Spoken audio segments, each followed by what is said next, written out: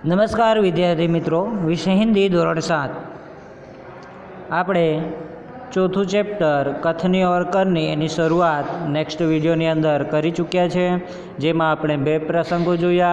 એક સજ્જન દ્વારા પાર્કની અંદર ફૂલ છોડવા રોપવા, એની માવજત કરવી અને ત્યાર પછી જ્યારે ફૂલો લાગે ત્યારે એ કોઈ તોડી ન જાય એના માટે પોસ્ટર લગાવો કે ફૂલ તોડના મના હે, અને કોઈ તોડી ન જાય એ પહેલાં પોતે જ ફૂલો તોડે છે એ પ્રસંગ, બરાબર। બીજો કે બસોમાં હંમેશા શું લખેલું હોય છે? ધૂમ્રપાન કરના વર્જિત હે, બરાબર। છતાં પણ જ્યારે એક યાત્રી બીડી પીએ છે ત્યારે કંડક્ટર એને રોકે છે અને પોતે જ કેબિનમાં જઈને પીએ છે, અને જ્યારે પૂછવામાં આવે ત્યારે કહે છે કે આ વાક્ય તમારા માટે છે, અમારા માટે નથી। એટલે કે પોતે જે કોઈને ઉપદેશ આપે છે અને પોતે જ એનો અમલ કોઈ કરતા નથી, એ વાત અહીંયા કરેલી છે। તો આગળ આજે આપણે જોઈશું। एक व्यक्ति दुकान पर गया। स्कूटर दुकान के सामने खड़ा कर ही रहा था कि दुकानदार बोला, आप अपना स्कूटर वहाँ सामने वाहन रखने के स्थान पर खड़ा करके आए। હવે કોઈ એક વ્યક્તિ છે તે પોતાનું સ્કૂટર કોઈક દુકાનની આગળ ઊભો રાખવાનો હોય છે, એટલામાં જ દુકાનવાળો કહે છે કે આપ આ સ્કૂટર અહીંના મૂકો, એને જ્યાં વાહન ऊभा रखवानु हो त्या तमे मूकी आओ। सज्जन ने कहा, मुझे ज़्यादा समय तक थोड़े ही रुकना है, मैं तो सामान लेकर अभी चला जाऊंगा। दुकानदार बोला, पर दुकान के सामने बीच सड़क पर स्कूटर खड़ा करना कोई ठीक बात नहीं है। કે શું કહે છે કે મારે તો વધારે સમય નથી, થોડોક સામાન લેવાનો છે, હું જતો રહીશ।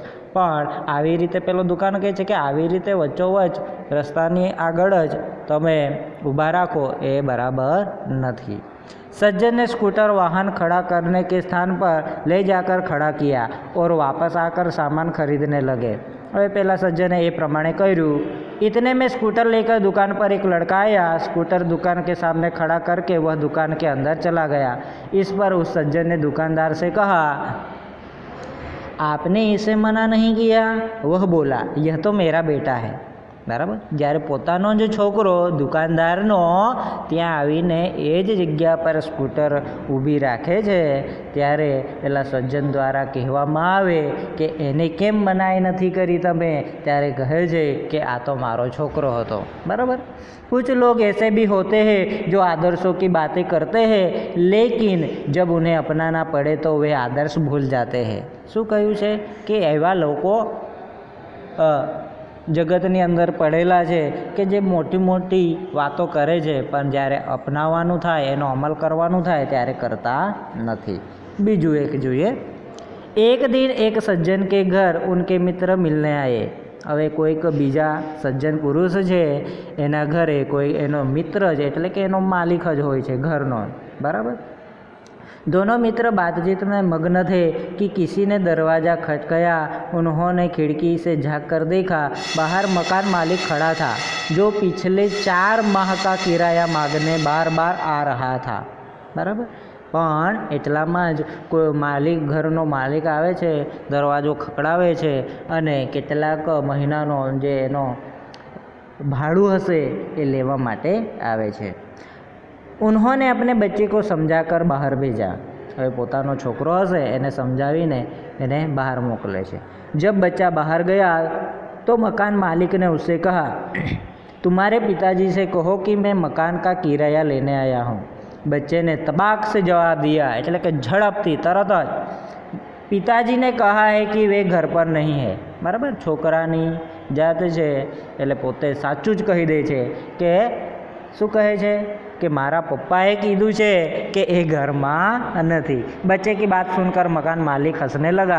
घर पर बैठे मित्र के चेहरे पर भी मुस्कान आ गई, जिन्हें देखकर वे सज्जन पानी पानी हो गया, बराबर। एनो मित्र जे साथे बैठेलो होय एने पण हसવું આવ્યું અને એને શરમથી ઝૂકી જવું, बराबर। पानी पानी हो जाना, ये सज्जन ने पण शर्म આવી।